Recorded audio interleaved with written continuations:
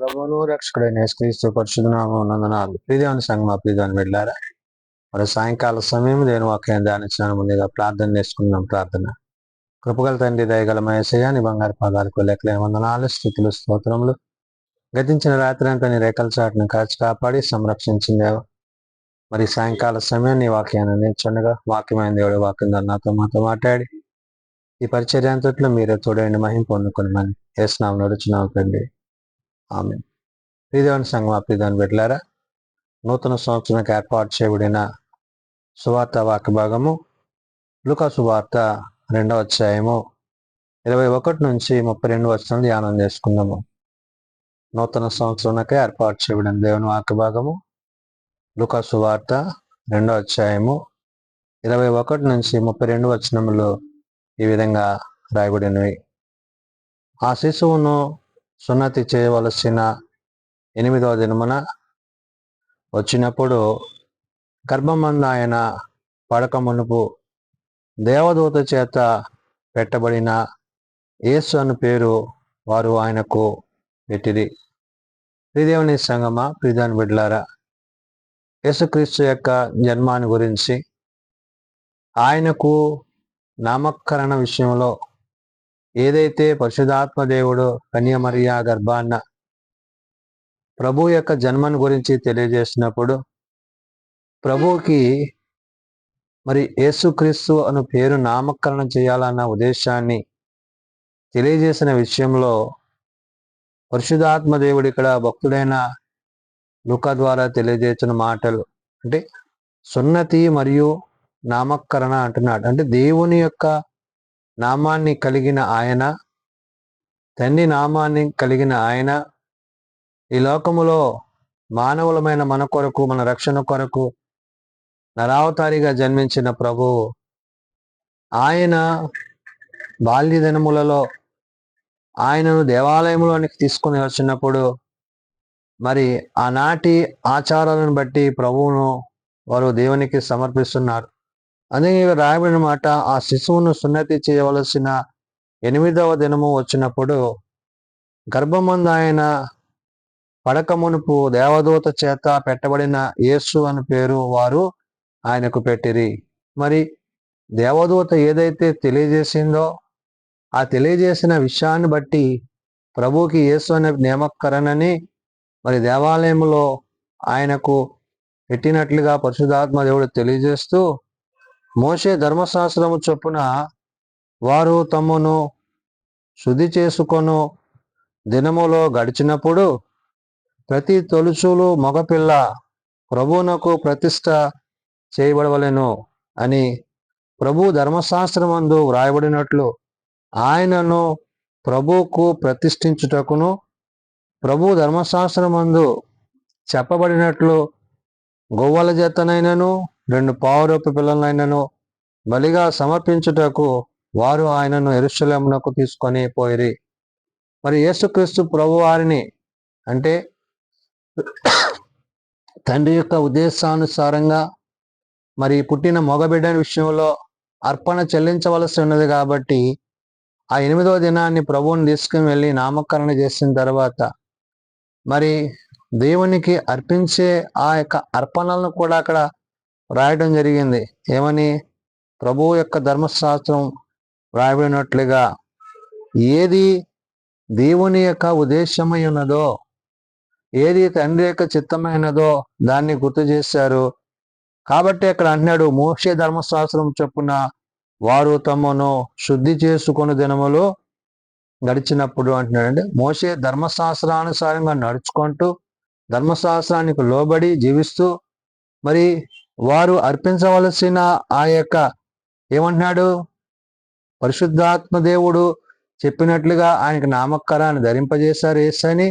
ధర్మశాస్త్ర ప్రకారము ప్రభువును ప్రతిష్ఠ చేయుటకు ప్రభువు యొక్క ధర్మశాస్త్రం చొప్పున గువ్వల జతనైనను 2 పావురపు పిల్లలనైనను సమర్పించుటకును వారు ఆయనను యెరూషలేమునకు తీసుకొని వచ్చారు. ఈ విధంగా ప్రభువును మరి దేవునికి ప్రతిష్ఠ చేశారు.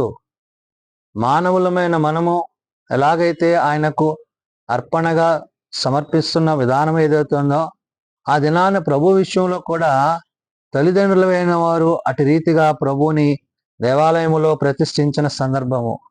అయితే ఆ సమయాన దేవుని యొక్క రక్షణ కనులారా చూసిన ఒక మన వ్యక్తిని మనం ఇక్కడ చూడగలము.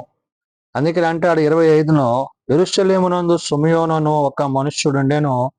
అతడు నీతిమంతుడును భక్తిపరుడునై ఉండి ఇశ్రాయేలు యొక్క ఆదరణ కొరకు కనిపెట్టువాడు.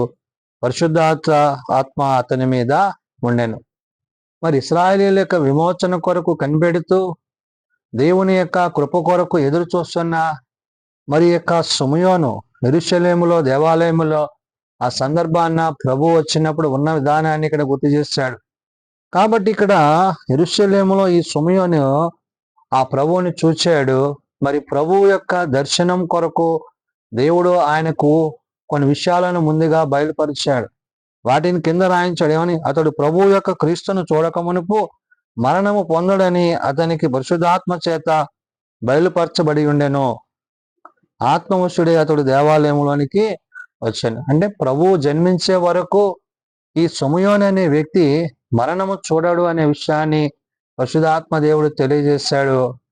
దానిని బట్టి పరిశుద్ధాత్మ దేవుని యొక్క మాటను బట్టి మరి దేవుని యొక్క కార్యంగా ప్రభువు ఆ సున్నతి దినాన్ని 8వ దినాన్ని దేవాలయానికి వచ్చినప్పుడు అక్కడ ఆ సిమెయోను ప్రభువుని చూచి ప్రభు యొక్క ఉద్దేశాలను ఎరిగి పరిశుద్ధాత్మ తనతో చెప్పిన విషయాలు నెరవేర్చబడుతున్న సంగతిని గుర్తు చేసుకున్నాడు.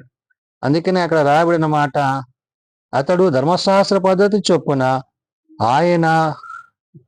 ఆయన విషయమే జరిగించుటకు తల్లిదండ్రులైన శిశువును యేసును దేవాలయంలో తీసుకుని వచ్చినప్పుడు అతడు తన చేతులలో ఆయనను ఎత్తుకొని దేవుని స్తుతించు ఇట్లనను అంటాడు. మరి దేవుణ్ణి తన హస్తాలలో తీసుకుని మరి ఆరాధించిన వాడిగా, స్తుతించిన వాడిగా, మరి అనేక సంవత్సరాలుగా ఆయన సన్నిధిలో కనిపెడుతున్న వాడిగా, ఇశ్రాయేలీయుల విమోచన కొరకు ఎదురు చూసిన మరి విశ్వాసిగా దేవుని బిడ్డగా అవుతున్నాడు. అతను ఎలాంటి వాడంటే అతడు నీతిమంతుడును భక్తిపరుడు అయినాడు. కానీ అతని నీతి, అతని భక్తి నేడు ప్రభువుని చూసే వరకు కూడా సజీవునిగా ఉంచింది. కాబట్టి అతడు అందుని బట్టి ప్రభువుని స్తుతిస్తున్నాడు, గణపరుస్తున్నాడు. బాలుడైన యేసును దేవదూతల యొక్క దర్శనం ద్వారా తాను పొందుకున్న ఆ యొక్క దర్శనాన్ని బట్టి తాను స్తుతిస్తూ ఇక్కడ అంటున్నాడు, నాదా ఇప్పుడు నీ మాట చొప్పున సమాధానముతో నీ దాసుని పోనిచ్చుచున్నావు. అన్యజనులకు నిన్ను బయలుపరచుటకు వెలుగాను, నీ ప్రజలైన ఇశ్రాయేలులను మహిమగాను నీవు సకల ప్రజల ఎదుట సిద్ధపరిచిన నీ రక్షణ నేను కనులారా చూచితిని అంటున్నాడు. కాబట్టి ప్రభు ఎందుకొరకు పంపబడ్డాడో, ఆయన వచ్చిన విధానం ఏంటో, ఆయన ఇశ్రాయేలీయుల కొరకు, తన ప్రజల కొరకు ఆయన ఏమి చేయనై ఉన్నాడో ఈ విషయాలన్నిటినీ అక్కడ భక్తుడైన సిమెయోను గుర్తు చేస్తున్నాడు. దేవుని బిడ్డలారా, యేసుక్రీస్తు ప్రభువు 2024 సంవత్సరాల క్రితం ఆయన జన్మించి నేడు ప్రభు తిరిగి రానై ఉన్నారు. ఆయన గర్జించు సింహము వలె. మరి ఎవరైతే పాపములకు లోనై ఉంటున్నారో వారందరూ విడిపింపబడి ఆయన యొక్క ఉద్దేశాన్ని ఎరిగి, ఆయన చిత్తాన్ని ఎరిగి, ఆయన రాకడకు తగిన సిద్ధపాటు మనం కలిగి ఉండాలి. ఒకవేళ మనము ఆయనను కలిగి లేకపోతే, ఆయనను మనం చేర్చుకొనకపోతే, ఆయనను మన హృదయాల్లో అంగీకరించుకొనకపోతే ప్రభు వచ్చే సమయానికి మనము విడిచిపెట్టబడవారం అవుతాము. కాబట్టి ఈ కృపాకాలములో, ప్రభు యొక్క రాకడలో, ఈ నూతన సంవత్సరములో నూతన తలంపులతో, నూతన ఆలోచనలతో మనం ఆయన సన్నిధిలో ప్రభు యొక్క రాకడ కొరకు ఎదురు చూచే విశ్వాస సైన్య సమూహముగా మనం ఉండాలని పరిశుద్ధాత్మ దేవుడు భక్తుడైన లూకా ద్వారా తెలియజేస్తున్నాడు. కాబట్టి హృదయమందును ప్రవర్తన యందును ధర్మశాస్త్ర పద్ధతి చొప్పున మరి ప్రభువుని దేవాలయంలో వారు ఏ విధంగా అయితే తల్లిదండ్రులైన వారు ఆయనను ప్రతిష్ఠించారో ఆ సమయమున మరి సిమెయోను ద్వారా జరిగిన కార్యాన్ని బట్టి ప్రభు ఎందు నిమిత్తమైతే వచ్చాడో ఆయన వచ్చిన కార్యాన్ని ఆయన సంపూర్తి చేసి తిరిగి ఆయన తండ్రి వద్దకు చేర్చబడ్డాడు. ఈ లోకంలో జన్మించిన ప్రభు మన కొరకు ప్రాణం పెట్టి మరణించి శిలువ మరణం పొంది శ్రమను అనుభవించి 3వ దినాన్ని తిరిగి లేచి తండ్రి యొక్క కుడిపార్శ్వమున కూర్చోండి ఆయన తిరిగి రానై ఉన్నాడు. కాబట్టి ఆయన రాకడలో మనమందరము ఆయనతో పాటు ఆయన రాజ్యంలో ఉండాలంటే మనం హృదయమందును ప్రవర్తన యందును క్రీస్తుని కలిగిన వారముగా, క్రీస్తుని ధరించుకున్న వారముగా, ఆయన యొక్క ఉద్దేశాలను ఎరిగిన వారముగా, ఆయన రాజ్యములో ఆయనతో సదాకాలము జీవించే వారమై ఉండాలని ఉదయకాల సమయమున పరిశుద్ధాత్మ దేవుడు తెలియజేస్తున్నాడు. కాబట్టి ఈ నూతన సంవత్సరంలో నూతన ఆలోచనల చేత, తలంపుల చేత, ఈ జనవరి మాసం మొదటి దినం మొదలుకొని దేవుడు మనకిస్తున్న ప్రతి దినాన్ని ఆయన వాక్యము చేత, ఆయన ఆత్మ చేత బలపరచబడుతూ, భద్రపరచబడుతూ, సత్యంను అనుసరించి, నీతిని అనుసరించి, ఆయన ఉద్దేశానుసారంగా జీవించి ఆయన రాజ్యంలో చేరగలిగిన కృప మనమందరము కలిగి ఉండాలని ఉదయకాల సమయన పరిశుద్ధాత్మ దేవుడు తెలియజేసిన మాటలు ప్రార్థన చేసుకుందాం.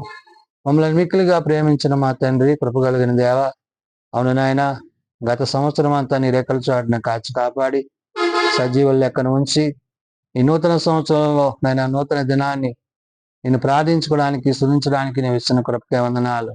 ఉదయకాల పరిచర్యలు, రాత్రికాల పరిచర్యలు మీరు మాకు తోడయండి, నడిపించి ఈ సాయంకాల సమయాన మరొకసారి నాయన నీ ప్రియ కుటుంబాలకు నీ వాక్యం అందించుండగా కుటుంబాలని ఎందు బలపరచబడి, భద్రపరచబడి, నీ ఎందు విశ్వాసంలో కట్టుబడుటకు వారికి నీ సహాయం దయచేయండి. శరీరధారిగా మా మధ్యకు వచ్చి మమ్మల్ని ముందుకు నడిపించి మా మరణమును తొలగించి మాకు నీతిని ధరింపజేసి నిత్యరాజ్యమునకు వారసులు చేసిన ప్రభువా నీకు వందనాలు. నీ అందు మేమును మా అందు నీ మాటలో నిలిచినట్లు మా అందరికీ నీ కృపను అనుగ్రహించండి. బలహీనలను బలపరచండి నాయన, రోగులను స్వస్థపరచండి. ఆయా ప్రార్థన అవస్థలు కలిగిన కుటుంబాలను ప్రత్యేకపరచండి.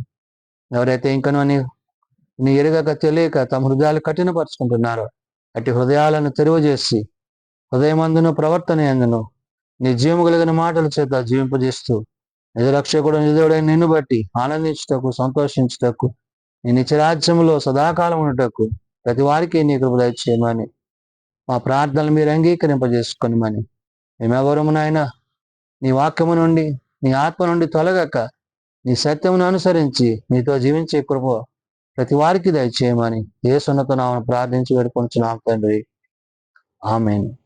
పరలోకమందున్న మా తండ్రి, నీ నామం పరిశుద్ధపరచబడుగాక, నీ రాజ్యం వచ్చుగాక, నీ చిత్తం పరలోకమందు నెరవేర్చినట్లు భూమి మీద నెరవేరుగాక. మా అనుదినాలు మాకు దయచేయం. మళ్ళీ అపరాధం చేసిన వారిని మేము క్షమించిన ప్రకారం మా అపరాధములను క్షమించము. శోధనలో తేకాల్సిన తప్పించము. రాజ్యము, శక్తి, మహిమ నిరంతరము నీవేనవు తండ్రి, ఆమేన్. మన పరమ తండ్రి అయిన దేవుని ప్రేమ, ప్రభువైన యేసుక్రీస్తు కృప, పరిశుద్ధాత్మ నిత్య సహాయము నిరంతరము సదా తోడయండి సంరక్షించునుగాక, ఆమేన్.